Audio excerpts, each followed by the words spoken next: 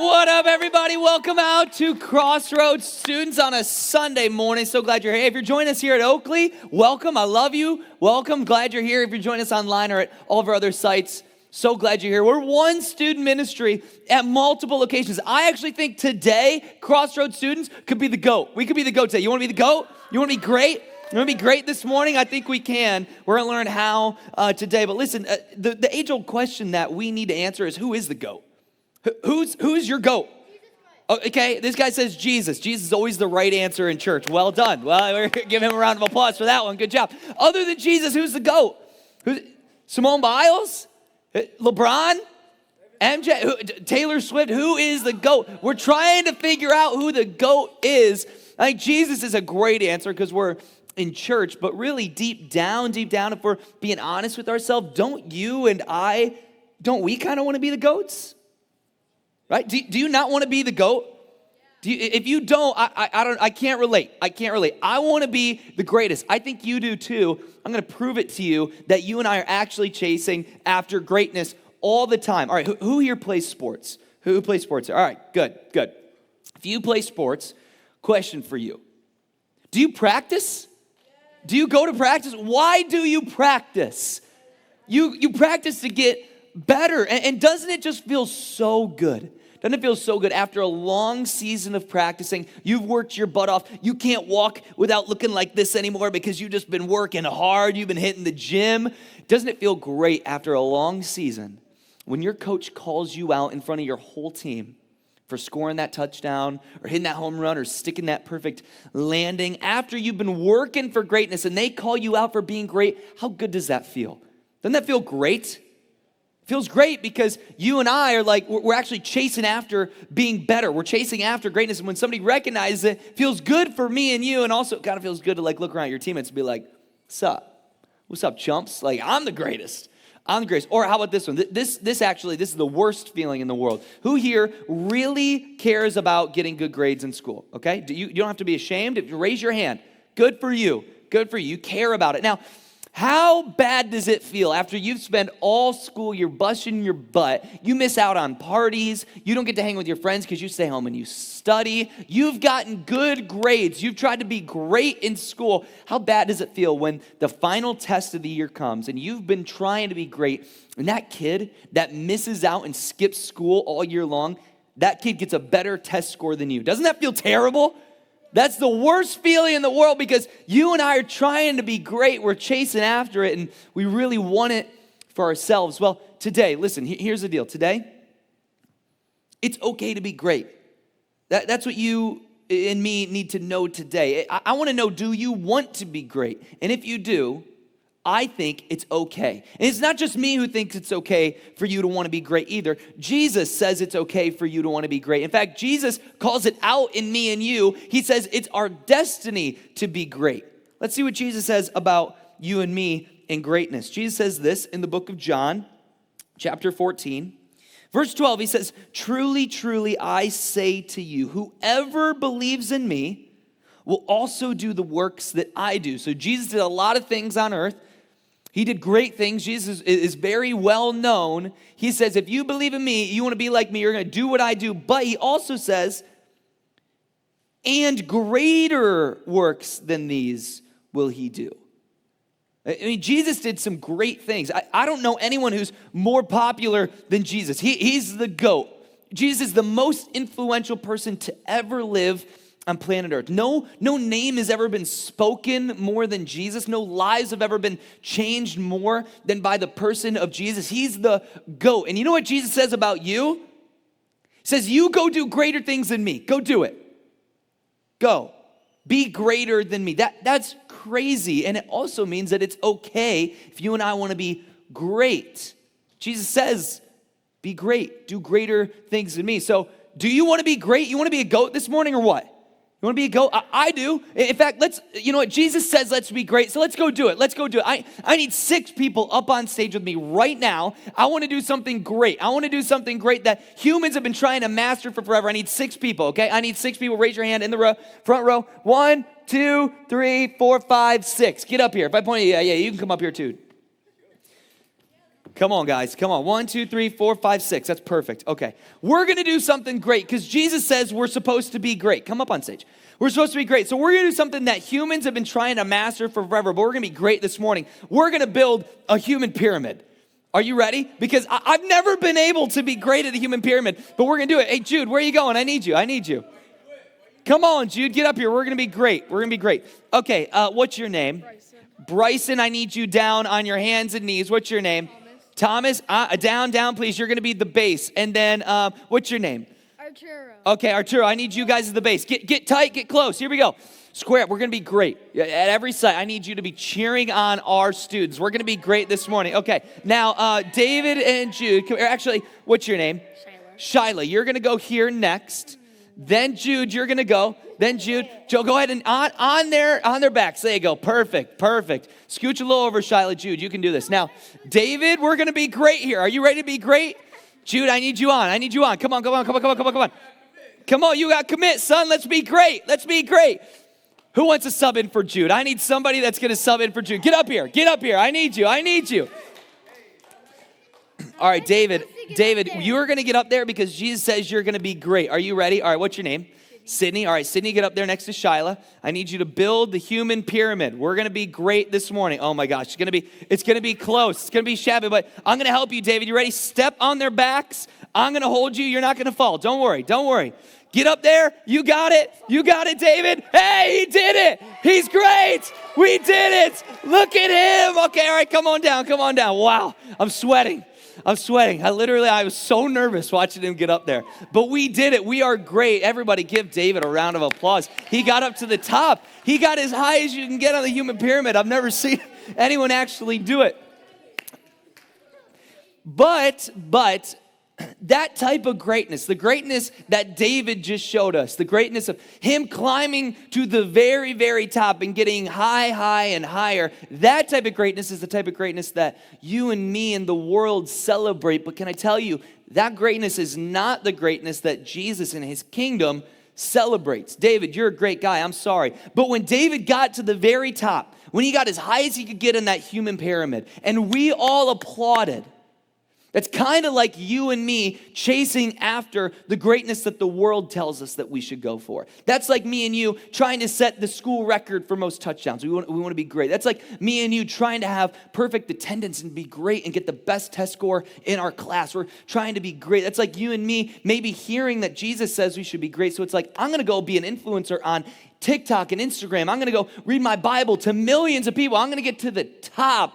I'm going to be great. That's what that's like. And we applaud that type of stuff. But really, the type of greatness that Jesus is telling you you're made for, the type of greatness that Jesus applauds his kingdom is after, is not the greatness of David reaching the top and getting higher. No, it wasn't. But what was your name? Bryson. The greatness that Jesus is after is the greatness that Bryson showed us when he got down on his hands and knees and he let people step on his back. He put people above him. When Bryson chose to get low and serve David so that David could get high, that's the type of greatness that Jesus and his kingdom applaud. It's the greatness that Bryson showed us of getting low, letting people step above them. Because in Jesus' kingdom, low means high. In Jesus' kingdom, less is more. In Jesus' kingdom, being humble and humility equals greatness. That's the type of greatness that Jesus showed me and you. That's the type of life that he lived, and it's the type of greatness that he says you and I are made for. This is what the Bible says about Jesus. He modeled it perfect. He showed us with his life that type of greatness. It says in the book of Philippians right here, it says, think of yourself the way that Jesus thought of himself.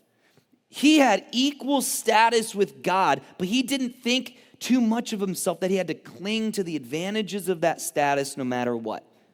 Not at all. When the time came, Jesus set aside the privileges of being God and took on the status of a servant. He became human. And when he became human, he stayed human. It was an incredibly humbling process. He didn't claim special privileges. Instead, he lived a selfless, obedient life. Then he died a selfless, obedient death. The worst kind of death, the death on a cross. See, Jesus had every right. I would say he's the only person who's ever lived that had the birthright to be great. He had the birthright because he was God to go and do great things. He had the birthright to go and take over empires, to go and be king, to go and overthrow all the powers of the world. He had all of the right to be great by the standard that we would say. He could have gotten all the money he had ever wanted. He could have had all the servants he ever wanted. But what did he do? He took his right to be great, his birthright being God, and he left it. He said, I'm going to show people what greatness really looks like. And I'm going to get low. I'm going to take the position of a servant, become human, and die. Die a selfless death so that you and I could come to know God and have a relationship with him. That type of greatness is the greatness that changed the world, by the way. You know, LeBron is great. Simone Biles, she's great. Taylor is great. But can I tell you, sooner or later, people will forget their names. Sooner or later, those names will not last. Sooner or later, all the money that they made will be gone. But do you know the name that will still be spoken when Taylor Swift's name is forgotten? It's the name of Jesus. He changed the world because he chose to come and serve, and he was great because of it. And he chooses you and me to be great too. And it looks like serving. That's the greatness that Jesus is calling me and you to. And you know what's really funny is I was thinking about this greatness and this idea of serving, and I couldn't get this one guy out of my mind. There's this guy, when I was in high school, I played football, and he was the offensive line coach on my football team. And I just couldn't get him out of my mind because he used to say something that perfectly embodied what Jesus is trying to tell me and you. His name was Coach Ruttman. Everybody say, Coach Ruttman. Coach Ruttman. Coach Ruttman had a saying. He used to say, low men win. Low men win. He would say, hey, the low man's gonna win. And I got to show you what he meant. So can I get my friend Evan up on stage with me really quick? This is Evan. Evan is clearly gifted to be an offensive lineman. And Evan and I are the same height and the same weight. Don't do that. Don't do that.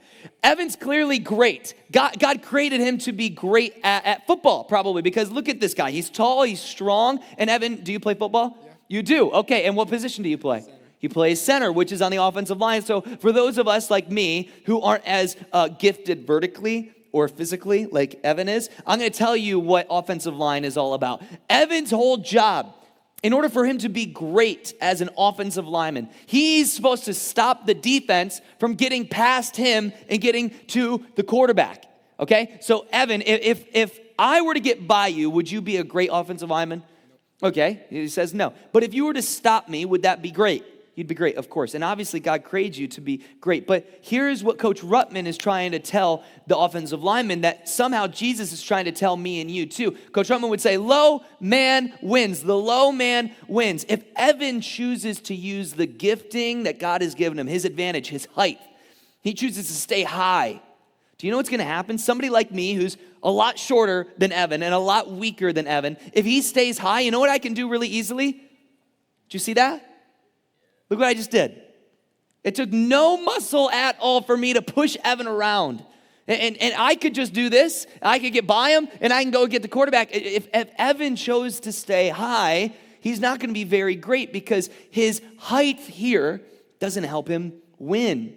There's no greatness for him when he stays high. I get to push him around. But Evan, the low man wins. If Evan gets low, and he chooses to get below me, which is crazy because I'm short. If Evan chooses to get below me, and now I have the height advantage, watch what happens if I try and go after Evan and try and push him around.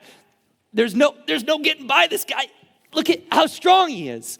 He's too good. He's too great because the low man wins. The greatness that Evan can chase after and can claim will only happen if Evan chooses to get low. No matter how high he thinks he might be, Evan will not win if he doesn't get low. Give it up for Evan. Evan, thank you very much.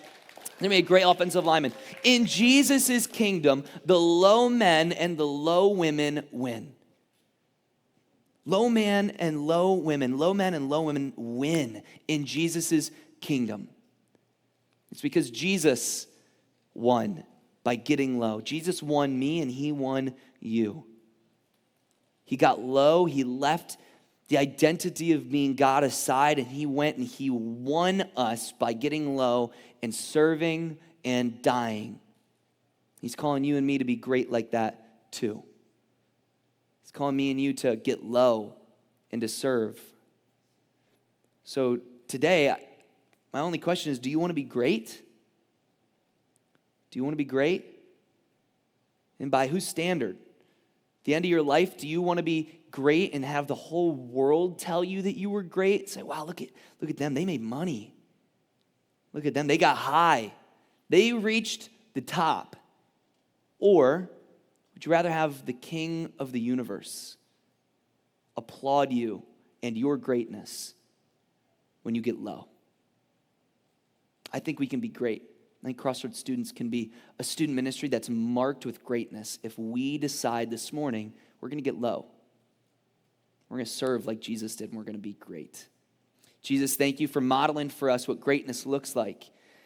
Thank you that your greatness was all about serving me, serving us. You chose to lay your life aside to save my life. For that, you're great, and for that, I'm thankful, Jesus. Help us to see the ways that you want us to be great, the ways you want us to get low instead of get high, the way you want us to serve instead of be served. In your name, amen. Well, hey, here at Oakley, we're going to go to C Group.